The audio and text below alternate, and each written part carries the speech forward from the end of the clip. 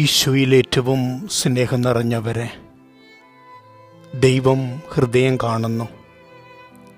പുറമേയുള്ള ചിന്തകളെയും പുറമേയുള്ള ആചാരങ്ങളെക്കാൾ അതീതമാണ് അകമയുള്ള ജീവിത വിശുദ്ധിയുടെ അടയാളങ്ങൾ. അതുകൊണ്ടാണ് ആചാരങ്ങളെ ബഹിഷ്കരിക്കുകയല്ല, അർത്ഥമില്ലാതെ ആചരിക്കുന്നതിനോടുള്ള എതിർപ്പാണ് ക്രിസ്തു പറയുന്നത്. പലപ്പോഴും നിയമങ്ങളും ദൈവകൽപ്പനകളും തമ്മിൽ ചേർന്നു പോകാതെ നിൽക്കുന്നുണ്ട്. കൽപ്പനകൾ ദൈവം തന്നതാണ്, നിയമങ്ങൾ മനുഷ്യൻ നിർമ്മിച്ചതും. ഇതിനാണ് നാം പ്രാധാന്യം കൊടുക്കുന്നത്. മാനുഷികമായ നിയമങ്ങൾ കാലോചിതമായി പലപ്പോഴും മാറ്റങ്ങൾ സംഭവിക്കുന്നവയാണ്. എന്നാൽ ദൈവത്തിൻ്റെ നിയമങ്ങൾ കാലാകാലം നിലനിൽക്കുന്നതുമാണ്. അവിടുത്തെ കൽപ്പനകൾ ജീവിതത്തിൻ്റെ ഏറ്റവും വിശുദ്ധിക്കും അതുപോലെ തന്നെ വിസ്മയപരമായ അനുഗ്രഹങ്ങൾക്കും കാരണമാകുന്നുണ്ട്. എന്നാൽ നിയമങ്ങൾ മാത്രം ഉദ്ധരിച്ചും ജീവിച്ചും അതിൻ്റെ പ്രാധാന്യത്തെ പരിപോഷിപ്പിച്ചും ഇങ്ങനെ പരിമിതമായ ജീവിത സാഹചര്യങ്ങളിൽ പുറമേയുള്ള വലിയ വക്താക്കളും ജീവിതത്തിൻ്റെ ഉടമകളുമായി പ്രഖ്യാപിക്കുന്ന മനുഷ്യരുടെ പൊള്ളയായ ജീവിതത്തെയാണ് ക്രിസ്തു വിരൽ ചൂണ്ടുന്നത്.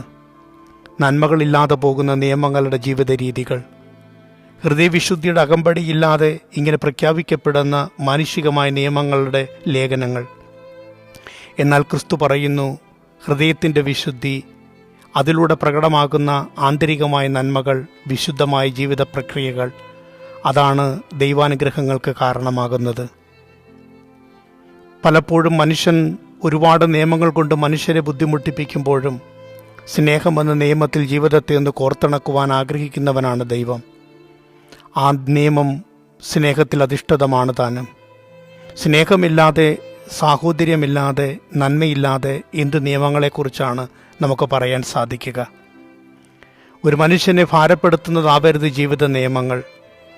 എല്ലായ്പ്പോഴും അനുഗ്രഹങ്ങൾക്ക് കാരണമാകുന്നൊരു സ്രോതസ്സായി നിയമങ്ങൾ മാറപ്പെടട്ടെ. അതുകൊണ്ടാണ് കാലാകാലങ്ങളിൽ കറയില്ലാതെ പോകുന്ന കൽപ്പനകൾക്ക് ഇത്രത്തോളം കാരുണ്യത്തിൻ്റെ അംശങ്ങൾ ചേർന്നു പോകുന്നത്.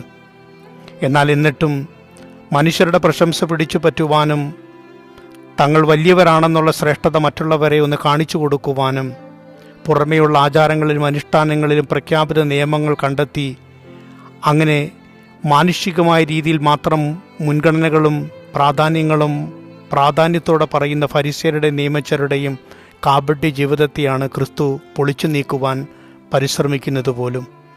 ലാളിത്യം കൊണ്ടും വിശുദ്ധി കൊണ്ടും ജീവിതത്തെ ഒന്ന് ക്രമപ്പെടുത്താൻ പരിശ്രമിക്കാം. നിയമം ഒരിക്കലും ഒരുവൻ്റെയും ജീവിതത്തെ നരകയാതനകൾക്ക് തുല്യമാക്കാതിരിക്കട്ടെ. ജീവിത വിശുദ്ധിക്കും അനുഗ്രഹങ്ങൾക്കും സ്രോതസ്സാകുന്ന അനുഭവങ്ങളാവണം ഓരോ നിയമങ്ങളും. അതുതന്നെയാണ് ക്രിസ്തു ആഗ്രഹിച്ച കൽപ്പനകളും. ദൈവത്തെ സ്നേഹിക്കുവാനും മനുഷ്യനെ സ്നേഹിക്കുവാനും പ്രാപ്തിയുള്ള കൽപ്പനകൾ. അത് പാലിക്കുന്നിടത്താണ് ജീവിത വിശുദ്ധിയുടെ അന്തസത്തയും ആഴവും അനുഭവേദ്യമാകുന്നത് പോലും. ഹൃദയം കാണുന്ന ദൈവം മനുഷ്യനെ വിധിക്കുന്നതും അനുഗ്രഹിക്കുന്നതും ആ ഹൃദയത്തിൻ്റെ നന്മയിൽ നിന്നാണ്. കൈ കഴുകുന്നതിനേക്കാൾ ശ്രേഷ്ഠമാണ് ഹൃദയം വിശുദ്ധമായി സംരക്ഷിക്കുന്നത്. കൈ കഴുകുന്ന ഏറ്റവും പുറമേയുള്ള ആചാരങ്ങളെക്കാൾ എത്രയോ ശ്രേഷ്ഠമാണ് അകത്തളങ്ങളിൽ മനുഷ്യൻ സംരക്ഷിക്കേണ്ട ആത്മീയമായൊരു വിശുദ്ധിയും അതിൻ്റെ തേജസ്സും. ഒന്നുകൂടി ആവർത്തിക്കുകയാണ് ക്രിസ്തു, പുറമേ നിന്ന് അകത്തേക്ക് പോകുന്നത് ഒരു മനുഷ്യനെയും അശുദ്ധമാക്കുന്നില്ല. എന്നാൽ അകത്തുനിന്ന് പുറത്തേക്ക് വരുന്നത് പലതും അശുദ്ധമായി നാം കാണേണ്ടി വരുന്നുണ്ട്. ശ്രദ്ധിക്കുവാൻ കൂടി പറയുകയാണ്.